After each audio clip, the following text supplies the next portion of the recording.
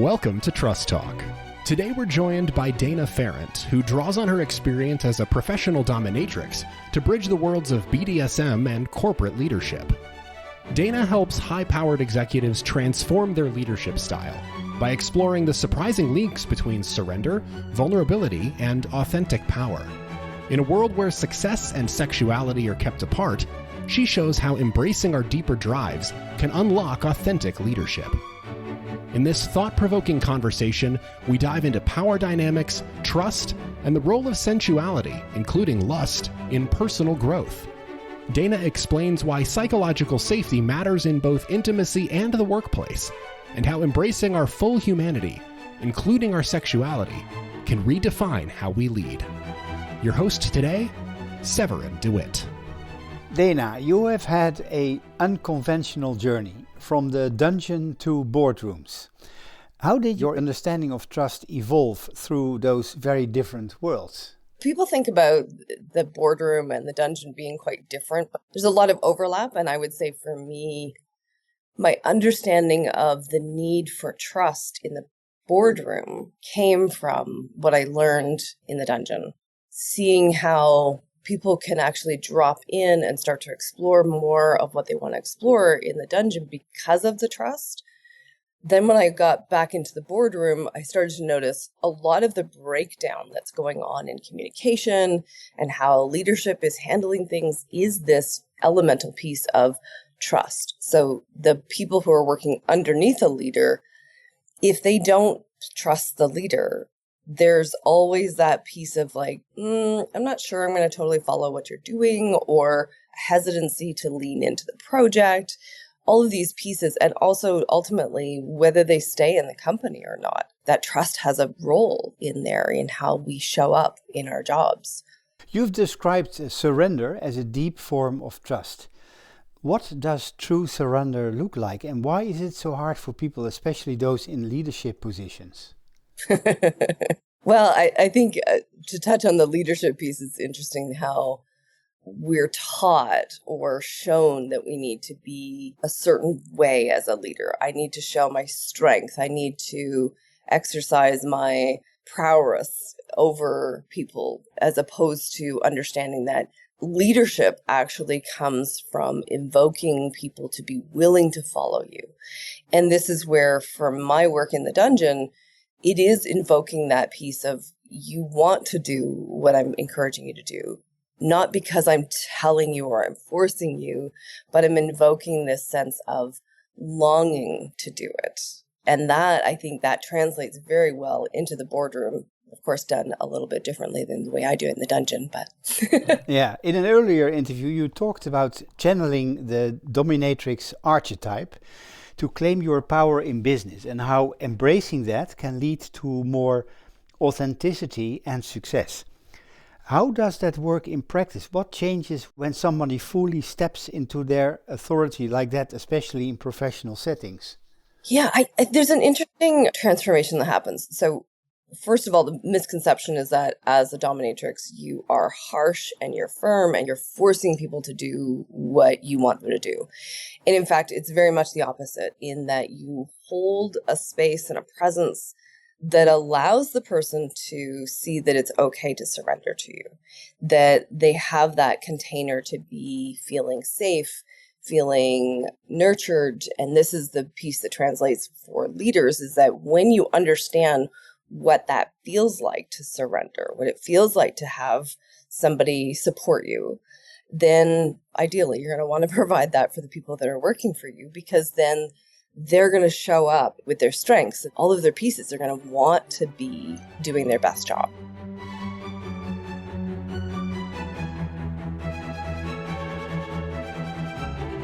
In a BDSM dynamic, the dom holds the power, but it's the submissive who chooses to give it.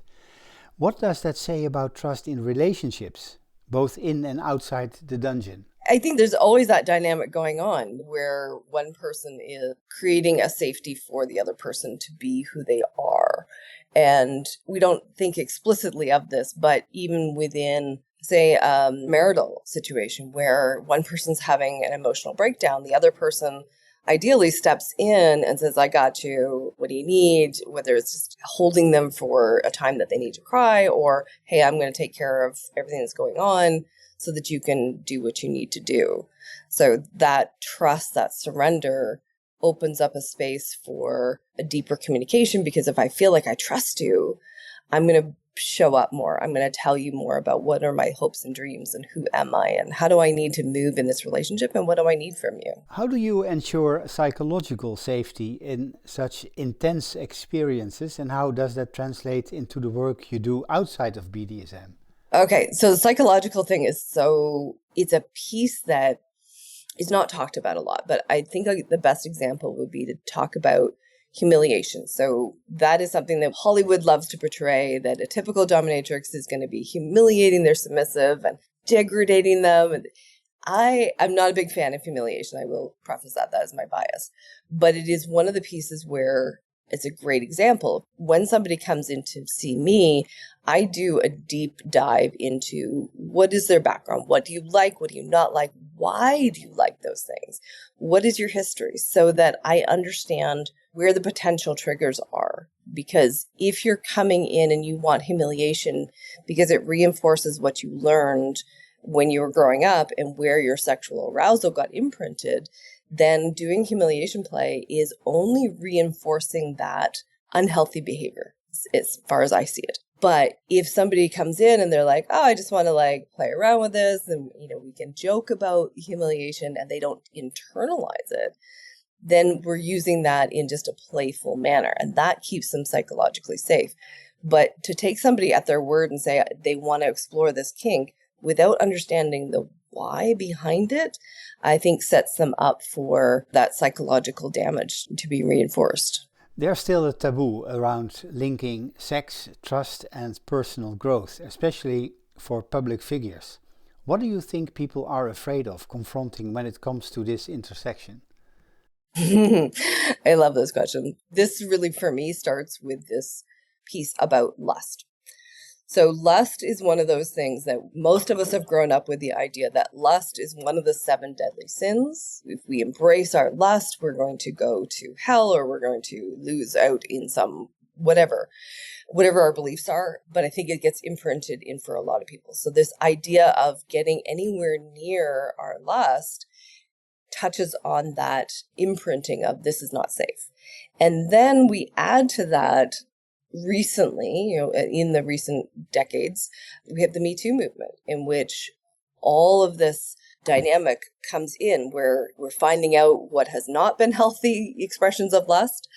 And so now people are scared. They're scared that the actions of expressing any kind of sexual desire is going to lead to some sort of serious consequence.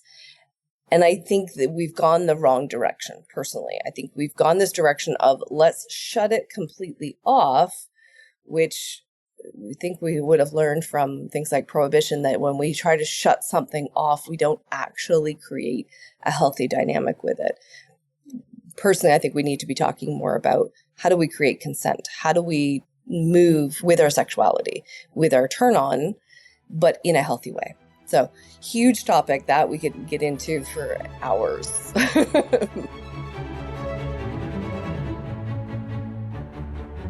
You've worked with high-powered executives. What can leaders learn from exploring submission? Is there a parallel between surrender in the dungeon and letting go of ego in leadership? Absolutely. Such a big connection.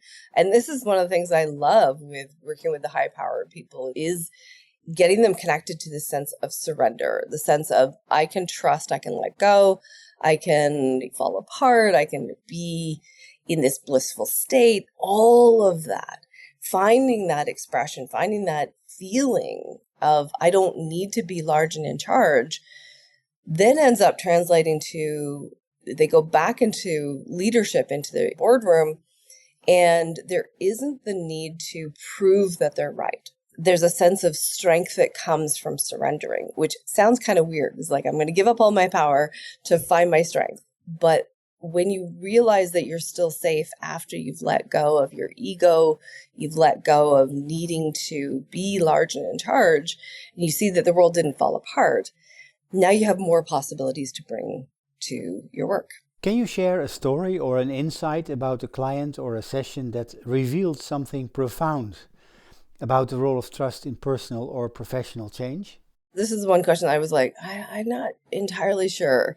But I think for me, it's more subtle. So one of my clients, he had not ever hit what we call subspace. So this is a term where subspace is that deep surrender, that place where nothing else exists. There's a void. People love to hit it in transcendental meditation. They want to hit that space of feeling the nothingness. And he had been seeing various pro-doms for the last 30 years. And so for him, when he finally hit that with me, there was an ease in his work, but there was also an ease in recognizing that the things that he thought he needed from the session didn't turn out to be what he needed, and being able to finally explore like, oh, there's something even better than what my brain was deciding needed to happen. And I think that's the subtle shift. And it's hard to say, okay, this was the steps of how they got there. But I think for most of my clients, there's a deepening of finding a new way to move in the world that doesn't involve pushing and forcing everything to happen. You just mentioned the dungeon that can offer a transcendental, I think you used that word, experience. Mm-hmm. How does trust facilitate that kind of emotional or spiritual transformation? It's so vital. When we talk about transcendental meditation or transcendental experience, there's a letting go of the ego in the sense of who am I, my identity. When you talk about letting go of who you are, there's a fear that comes up for most people. I don't want to let go of who I am, what I know who I am. There's that fear. But in dropping into that and finding that deeper surrender, it's a really incredible space for people to recognize, oh, I can have everything ripped apart, and I, at the core, am not who I thought I was. That is an amazing experience. And you can't get there if you can't trust that you're going to be safe. To let go of everything, to let go of your identity and the idea of what you know the cosmos to be, right? for more etheric version. How are you going to get there if you don't trust that you're going to be safe?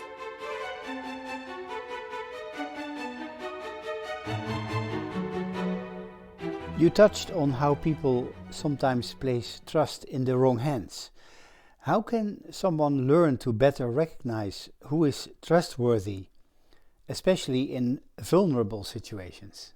It sounds as though those two are side by side, but the thing is that I think to trust somebody is very different from blind faith. So blind faith is based on oftentimes nothing. We have blind faith in, I believe in God. God is a blind faith. We don't see, we can't touch, we don't know God in the form of however people's beliefs are, spirit, great higher power, call it what you want. There's nothing we can tangibly touch. That's a blind faith. And that's great when people can drop into that. But trust is based on, I can trust you because I can point to all the reasons that I can trust you. So for me with my clients, if they come into the dungeon, there's that deep intake, and that forms the basis of the trust. When I've taken the time to get to know you on a deep, deep level, it starts that dialogue that creates the trust. I want to know what's going on with you because I want to create a safe space, not just physically, but psychologically. And that's that piece and that weaving of the trust that is built because I take the actions that show them that they can trust me. That's where I'd have the trust. So my clients don't have blind faith in me. They have trust. And I think there's a big difference. There are areas in our lives where we have blind faith, but then developing trust is based on what's the evidence. And I think that's the thing where you're not going to be led down the garden path if you recognize that trust is based on evidence. What is the evidence showing me? Can I actually trust you? Have you shown me that you're trustworthy?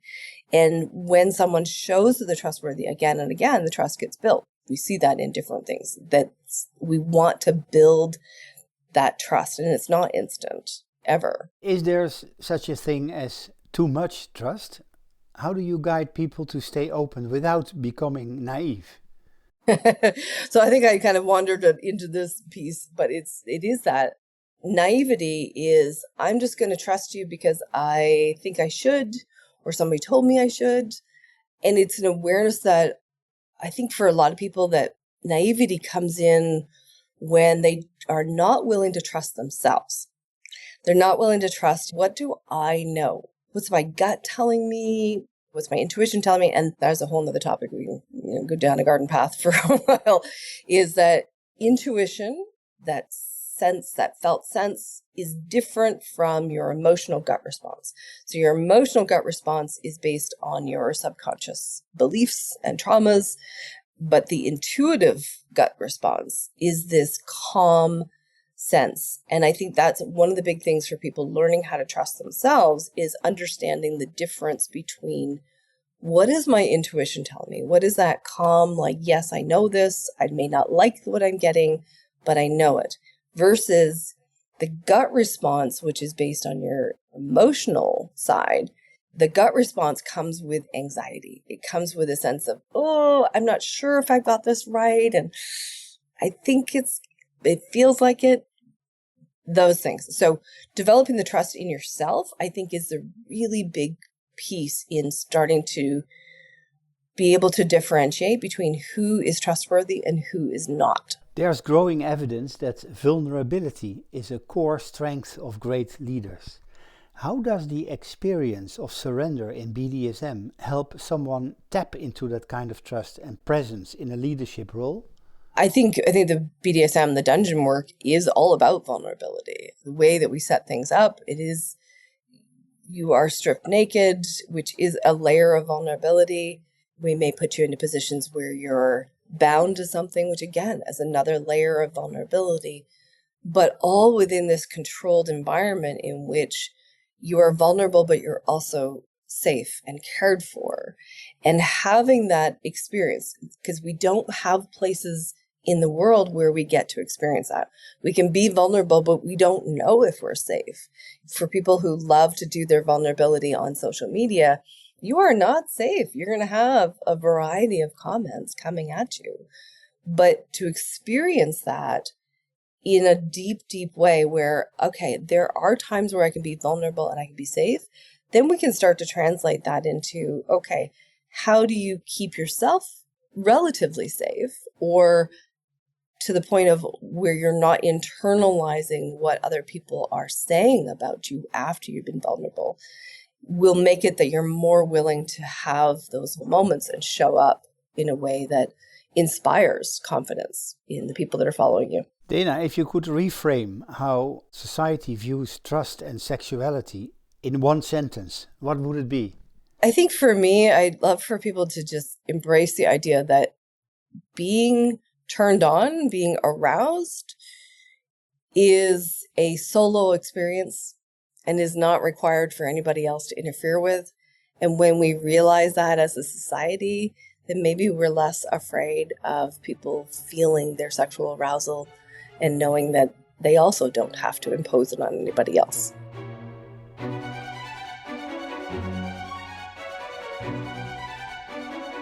I'd like to conclude our interview with a somewhat more personal question, if I may. After your year of surrender and sexual awakening, what have you come to understand about the relationship between trust, desire, and authenticity? Yeah, my year, so I, just to give the listeners a little background, I divorced and sold off pretty much everything I owned and hit the road for a year where I was going where I was guided. So my spiritual belief is the universe. So I was going where the universe guided me to go. And through that, it took me even past the 1 year, but it took me a long time to be able to learn how to drop in and follow the guidance. But what it did is it slowly allowed me to let go of the places where I was trying to constantly get it right. So trying to do the social media the right way and always, chasing after it and trying to go and be busy all the time. That dropping into the surrender and trusting that the universe is guiding me where I need to go and informing me on what things I need to do is so counterintuitive to what is expected especially in the business world, that it took me a long time to really let go of that and trust. But it has opened up amazing opportunities for me in that I don't have to work really hard. I can follow the nudges as to where I need to go and how I need to show up.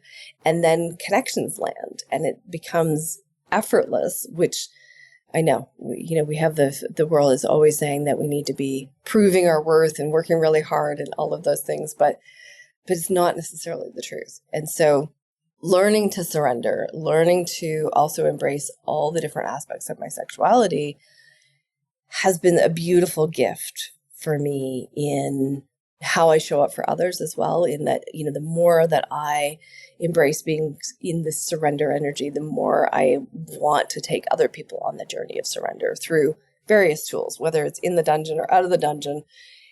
This piece about surrender seems to be the key for having a happier life, as far as I'm concerned, because when you're constantly in striving mode, you're never satisfied.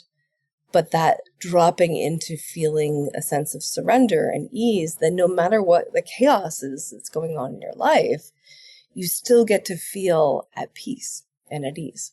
Dana, I admire you in how you have been able to use that experience that you just explained in your working life, also helping executives and leaders discovering their role and improving their performance. So thank you very much for your insights, and it was a great pleasure having you on our show. Thank you, Severin. Thank you for tuning in to this episode of Trust Talk. We hope today's conversation inspired new insights into the transformative power of trust. At Trust Talk, we're committed to exploring trust's role in shaping a better world, one story at a time. If our mission resonates with you, we invite you to support us. Your donation, no matter the size, helps us continue these meaningful conversations. Visit us at trusttalk.co/donate to contribute and be part of this journey. Thank you for listening and being part of the Trust Talk community. We can't wait to have you join us again for the next episode.